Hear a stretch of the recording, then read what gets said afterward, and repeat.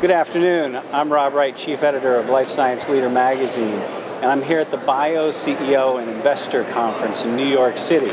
With me I have Jim Greenwood, President and CEO of Bio. So Jim, we're here at the 19th Annual Bio CEO Investor Conference, and I'm wondering if you could tell us a little bit about maybe some of the benefits of being at this conference, what makes it unique, how you help members, and some of those kinds of things, maybe even who typically attends. We're here in New York City at the Waldorf Astoria.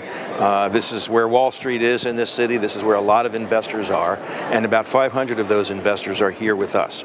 And they're here to see 180 company presentations and to have something like 2,600 one-on-one meetings between investors and publicly traded biotech companies, so the companies can persuade the investors that they're really onto something good, and the investor has an opportunity to get in early. Okay, so what are some of the things that you're focused on as an organization in 2017, aside from just this event? So I always tell people that, so here we have all of these brilliant scientists from these companies, and I think there's nothing that will stop us from defeating every disease eventually. We have all these great entrepreneurs, these investors, but the problem is, no matter how good all of that is, if the public policy environment is not conducive to success, we fail.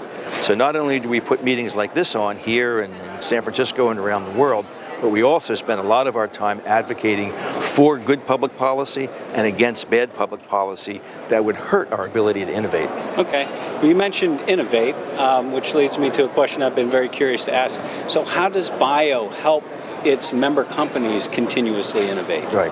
So they're the innovators, we're not, but the policy is up to us. And so what we have to do is, and we did it a couple times today, we sat down with Senator Casey of Pennsylvania this morning, we sat down with Congressman Tonko of New York, and just walk through how our business model works, how it is that in order for investors, these investors here with us today, to take the risk on companies which are very risky, 90% of them fail, they have to believe that they're going to get a return on investment on at least 10% of those. Okay. And that sometimes affects pricing, and we have to make sure that the policymakers understand that, so they don't, in the name of trying to get cheap drugs, squash innovation for the future. Okay. Well, I appreciate you making time for us today. Of course. Thank you for stopping by the Bio Buzz Center. Enjoy the rest of the conference.